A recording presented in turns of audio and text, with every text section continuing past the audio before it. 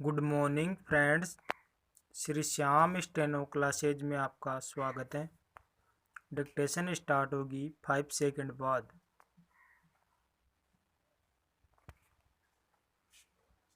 Start.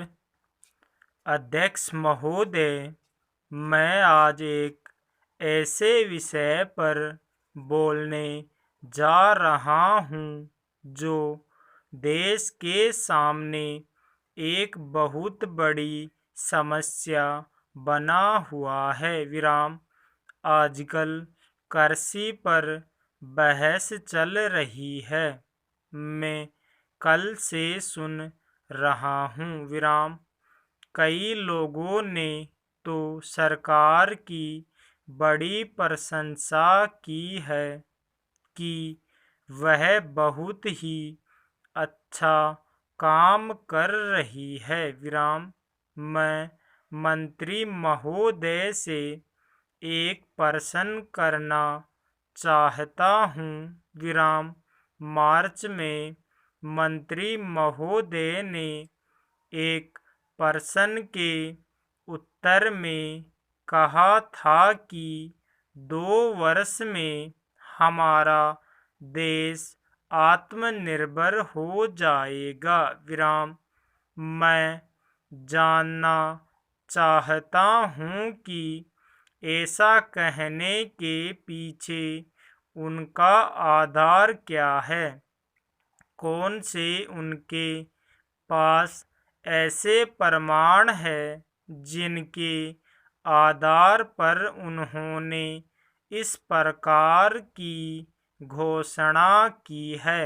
मैं चाहता हूँ कि जब वह उत्तर दे तो इस बात को अपने उत्तर में बताए। पैरा। आप जानते हैं कि इस देश में 80% लोग खेती करते हैं और उसके बाद भी आज हमारे देश का सम्मान दूसरे देशों में कितना है। आज हम दूसरे देशों से देश के नागरिकों के लिए खाद्यान्नों का आयात काफ़ी मात्रा में कर रहे हैं। खाद्यान्न की स्थिति बिल्कुल संतोषजनक नहीं है।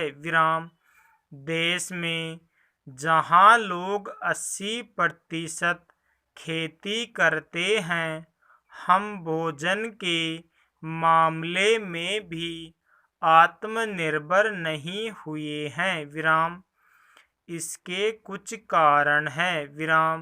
जिस समय देश स्वतंत्र हुआ उसी समय से इस सरकार ने कुछ गलतियां की है, जिसका यह परिणाम है कि आज इतने वर्षों के बाद भी हम आत्मनिर्भर नहीं हो सके हैं।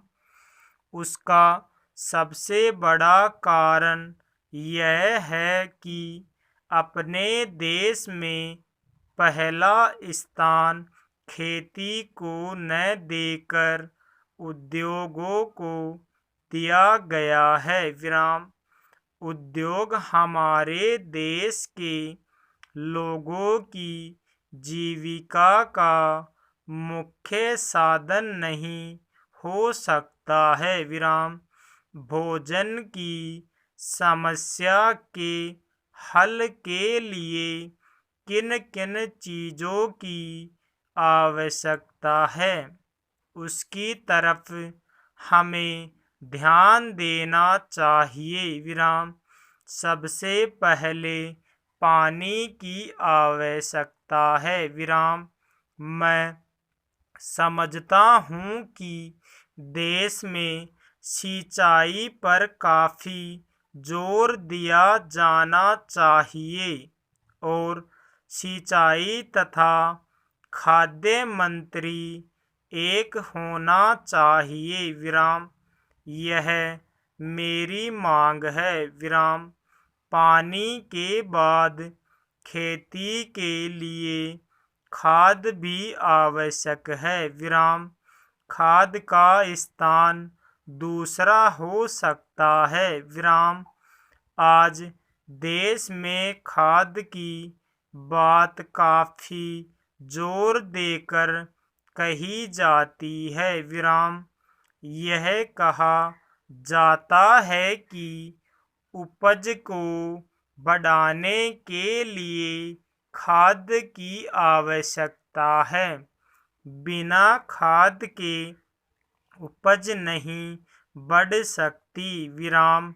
किंतु खाद कहाँ तक उपज को बढ़ा सकेगा, यह भी देखने और सोचने की ही बात है विराम। इस ओर एक समन्वयक नीति चाहिए। पूर्ण विराम।